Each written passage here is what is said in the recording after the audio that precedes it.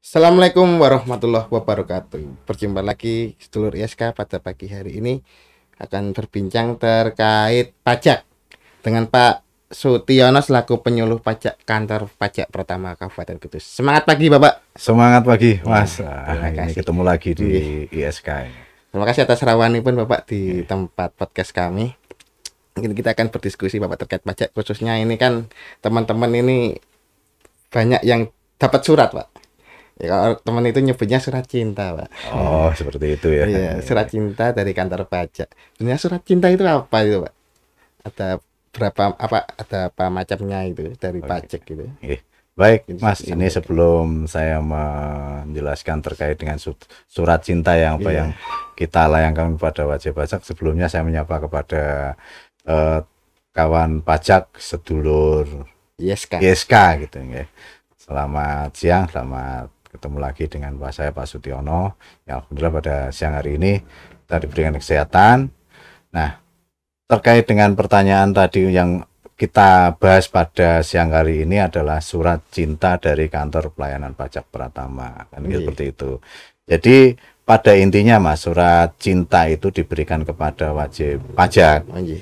Itu ada beberapa hal, tetapi bukan berarti surat cinta itu adalah suatu shock terapi Terapi. bagi wajib pajak ya. Wah, kalau saya dapat Kita surat sebutnya cinta, saja tanda tresno, Pak. nah, kalau saya dapat surat ini berarti saya sudah dapat sanksi, harus bayar pajak dan lain-lain seperti itu. Jadi stigma wajib pajak untuk yang menjadi ketakutan dan kebingungan mestinya itu bisa diklarifikasi ya. Bisa dihindari juga ya, Pak. Tidak dihindari tetapi diklarifikasi atas surat Klarifikasi. itu, Surat itu. dan kita harus pahami isi suratnya seperti apa.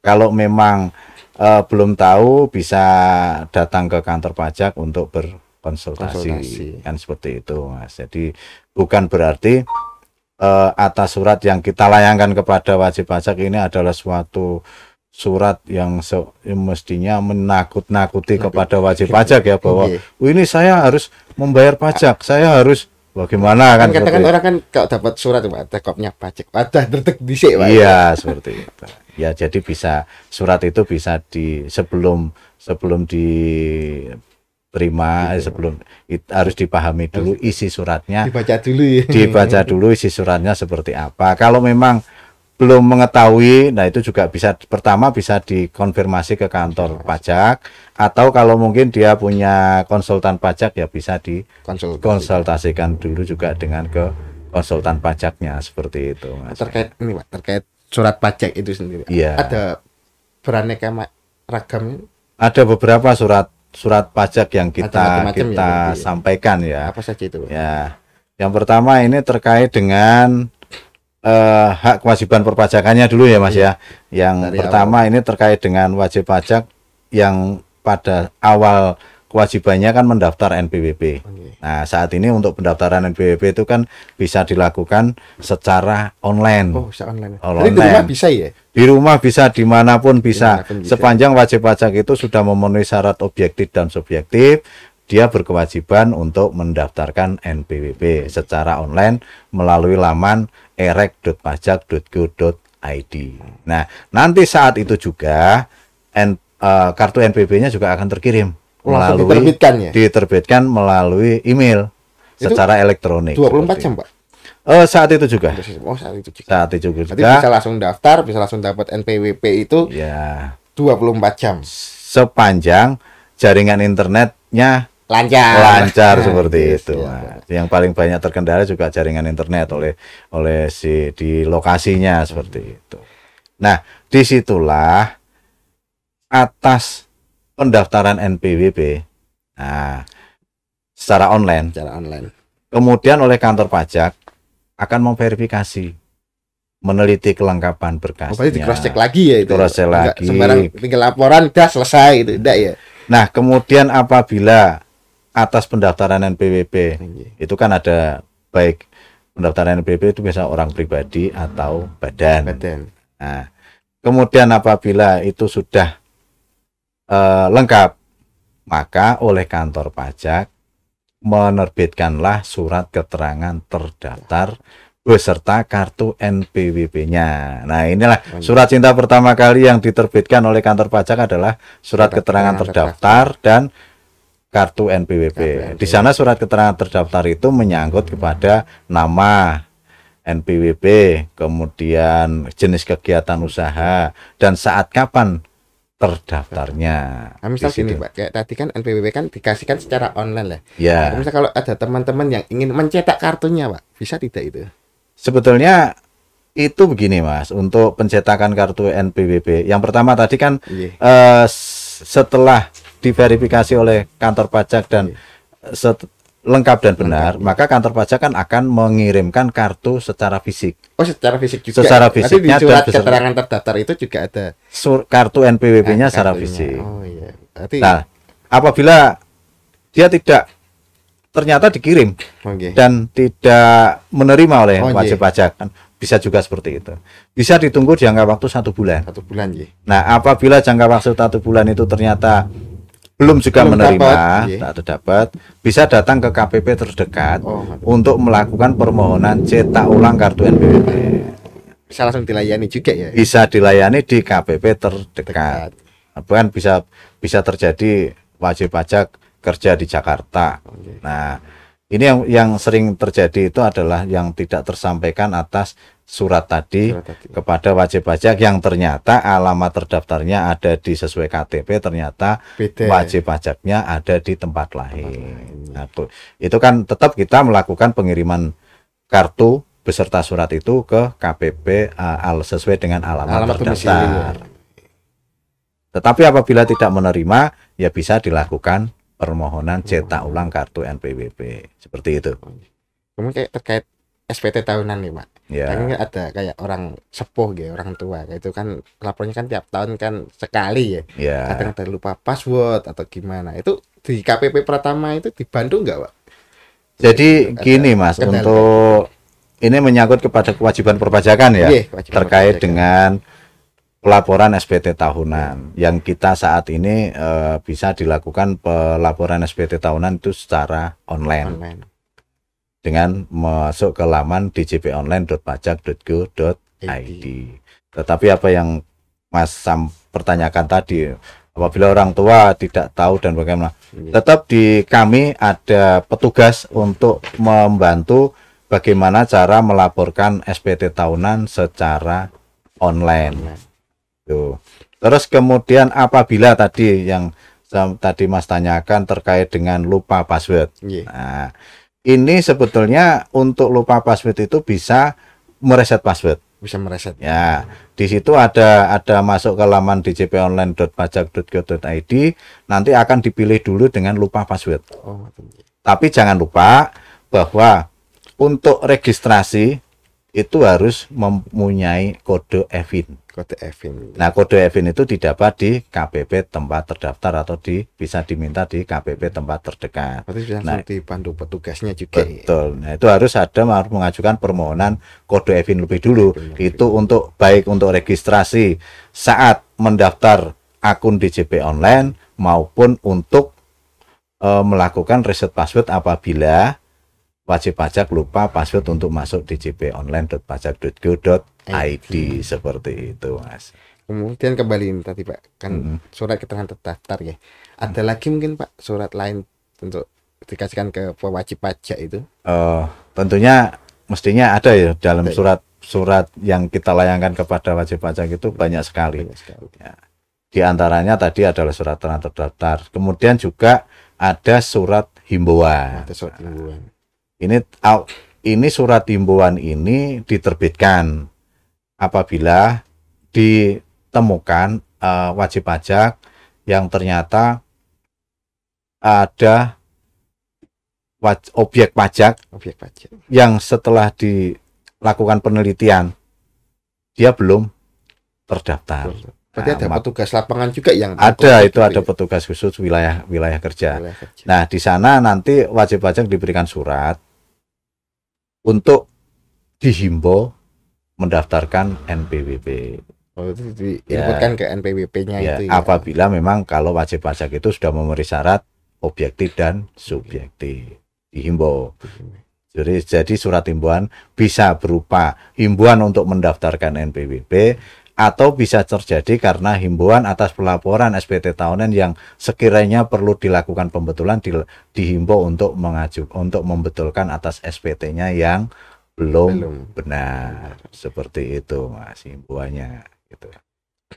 Kemudian ada lagi Pak, mungkin Pak. Terus kemudian ada lagi juga ini surat terkait dengan surat teguran. Surat teguran itu bisa diterbitkan apabila setelah kewajiban perpajakan wajib pajak baik orang pribadi maupun badan atas pelaporan SPT tahunan. Nah, yang kita ingatkan juga untuk pelaporan SPT tahunan orang pribadi. Yang belum lapor dapat surat teguran ya. Surat teguran yang kita untuk orang pribadi paling lambat kan 31 Maret di tahun berikutnya. Untuk wajib pajak badan itu tanggal 30 April di tahun berikutnya. Berarti kok udah kelewat tanggal itu. Nah, di situ setelah kita ketahui bahwa wajib pajak setelah tanggal itu belum melaporkan, maka akan setelah jangka waktu 7 hari ya, akan kita kirimi surat namanya surat teguran. Surat teguran itu untuk mengingatkan pada wajib pajak bahwa kewajiban perpajakannya belum dilakukan, sehingga untuk segera dilakukan pelaporan SPT tahunan. Di antaranya seperti itu, Mas. Berarti untuk terkait surat teguran itu, Pak. Misal ada orang nih nyepelek ya, Pak. Nah, itu bagaimana Pak sistemnya, Pak? Di sini untuk surat teguran yang sekiranya mengabaikan ya istilahnya seperti itu ya. Jadi gini, apabila wajib pajak itu setelah diberikan surat teguran, yang intinya adalah untuk mengingatkan pada wajib pajak bahwa kewajibannya belum terpenuhi. Ini ada mekanismenya juga. Itu nanti akan mendapatkan surat tagihan pajak. Ya, surat tagihan. Belum bayar itu ya? Belum melaporkan. Belum melaporkan. Nah, belum melaporkan yang sudah ditentukan batas waktu pelaporannya sesuai dengan tadi jangka waktu. Nanti akan ada dapat surat tagihan pajak. Yang inti surat tagihan pajak itu berupa denda atas keterlambatan atau belum melaporkan SPT kewajiban SPT tahunannya, atau baik SPT tahunan maupun SPT masa yang mereka atas kewajiban pelaporan itu. Jadi tetap ada tindak lanjut atas kewajiban perpajakan yang belum terpenuhi. Gitu. Jadi gini Pak, misal kalau udah belum lapor nih Pak, berarti kan dapat surat teguran juga kan mesti dari KPP Pratama. Itu jadi gini Mas. Perlu diketahui juga kepada kawan pajak bahwa wajib pajak mempunyai kewajiban terhadap pelaporan SPT tahunan yang sudah ditentukan batas waktu pelaporan untuk orang pribadi paling lambat akhir bulan Maret di tahun berikutnya, untuk wajib pajak badan akhir bulan April di tahun berikutnya. Nah, apabila sampai dengan batas waktu tersebut ternyata wajib pajak belum melaporkan kewajibannya, maka disinilah surat cinta lagi kepada wajib pajak. Surat cinta lagi. Akan ada penerbitan surat teguran. Dan isi surat teguran itu adalah mengingatkan kepada wajib pajak untuk melakukan kewajiban perpajakannya berupa laporan SPT tahunan. SPT tahunan itu. Tapi kan tadi kan sudah ada kayak surat himbauan Pak. Mesti ada teguran juga ya kalau nggak ada pelaporan itu ya. Jadi laporan SPT ya. Jadi begini Mas ya, perlu saya sampaikan kepada kawan pajak, dan ini terkait dengan surat cinta yang selanjutnya atas kewajiban perpajakan yang belum terpenuhi ya, mestinya seperti itu. Maka kantor pelayanan pajak akan melakukan penerbitan surat cinta kembali. Ada lagi surat cinta kepada wajib pajak, di mana atas kewajiban perpajakan yang belum terpenuhi adalah untuk melaporkan SPT tahunan. Nah, apabila jangka waktu yang belum terpenuhi atas kewajiban pelaporan SPT tahunan, maka diterbitkanlah surat teguran. Nah, diisi surat teguran itu untuk disegerakan melaporkan SPT tahunan. SPT tahunan itu. Nah, kemudian apabila wajib pajak sudah melakukan pelaporan, tentunya di sini oleh kantor pajak juga akan melayangkan surat kembali. Wah, ada surat lagi ya? cintanya kembali. Nah, dari surat cinta Surat itu lagi. berupa STP. STP. Nah, STP itu adalah surat tagihan pajak. Di mana isi dari surat tagihan pajak itu adalah mencakup kepada denda keterlambatan atas pelaporan SPT tahunan. Laporan itu juga ada dendanya juga. Ada atas keterlambatan, berupa sanksi administrasi berupa denda, di mana untuk orang pribadi denda keterlambatan adalah Rp100.000, untuk wajib pajak badan Rp1.000.000, itu untuk SPT tahunan. Seperti itu. Kalau misalnya nggak dilaporkan Pak, ada sanksi lain lagi juga nggak? Saya kira untuk ya apabila tidak dilaporkan pasti nanti akan ada sanksi kembali seperti itu. Ya dapat surat lagi ya berarti. Dapat surat teguran kembali, gitu. Teguran kembali. Untuk mengingatkan kepada wajib pajak supaya berkewajiban untuk melakukan kewajiban perpajakannya. Kemudian ada mungkin kan ini tadi kan udah ada kayak teguran Pak. Ya. Kalau misalnya ada data yang nggak cocok itu dari wajib pajak itu juga dapat. Nah, di sini setelah wajib pajak melakukan kewajiban perpajakan. Kewajiban perpajakan. Di antaranya adalah melaporkan SPT tahunan. Nah, ternyata apabila atas data yang dilaporkan tadi tidak cocok, nggak sinkron ya? Nggak sinkron, tetapi ditemukan data. Oh, iya. Ini kan karena kantor pajak juga bersinergi dengan instansi lain. Oh, iya. Ternyata ditemukan data. Nah, disitulah nanti kantor pajak menerbitkan namanya SP2DK. SP2DK apa itu Pak? SP2DK, nah, SP2DK itu surat permintaan penjelasan atas data dan atau keterangan. Nah, di sini bisa diluruskan ya itu. Ya, di sini kantor pajak akan memberikan surat yang isinya adalah telah diketemukan suatu data, supaya wajib pajak mengklarifikasi atas data yang ditemukan seperti itu. Apabila ternyata ditemukan data, maka wajib pajak harus segera mengklarifikasikan seperti itu, ya. Baik itu berupa harta maupun utang atau atas laba usaha yang ternyata setelah dilaporkan, diteliti oleh petugas kami, itu ditemukan ketidaksesuaian atas pelaporan itu, maka diterbitkanlah SP2DK. Nah, terkait laba ini Pak, laba itu kan juga kena pajak ya? Laba sebetulnya untuk laba penghasilan, atau laba atau penghasilan itu dikenakan pajak sesuai dengan aturan undang-undang. Misal kalau tidak disetorkan Pak misal. Nah, di situ kan nanti juga ada sanksi. Oh, ada sanksi juga. Ada sanksinya juga seperti itu.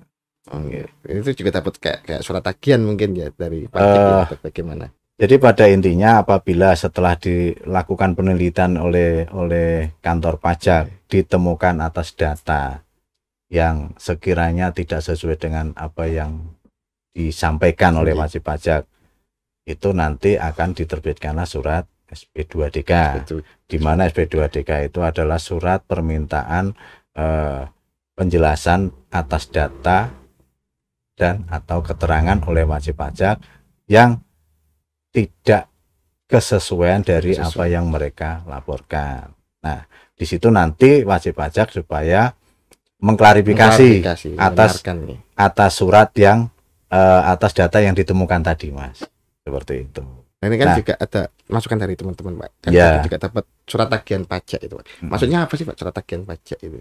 Nah, dari situ kan surat tagihan pajak adalah surat tagihan pajak itu di dalamnya kan ada beberapa poin ya Mas. Nah, terkait dengan bunga atau denda keterlambatan tadi atas keterlambatan melaporkan SPT tahunan atau SPT masa.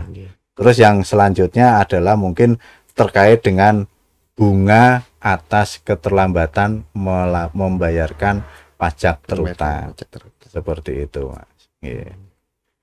Nah, nanti kan sudah dapat kayak surat tagihan, Pak. Misal kalau masih disepelek ya, Pak, dari kantor pajak Pratama itu ada ketegasan enggak untuk Untuk para selanjutnya pewajib pajak itu? atas STP yang diterbitkan tadi, Nggih, kemudian wajib pajak mengabaikan, mengabaikan. tidak dipenuhi atas Iya. tagihan pajak tadi Karena ya. sibuk tadi ya. Mesti ada kelanjutannya Mas, Ada surat cinta kelanjutannya lagi juga. berupa teguran atas Kalau keteguran itu tadi ya. surat teguran atas surat tagihan yang belum dilakukan pembayaran.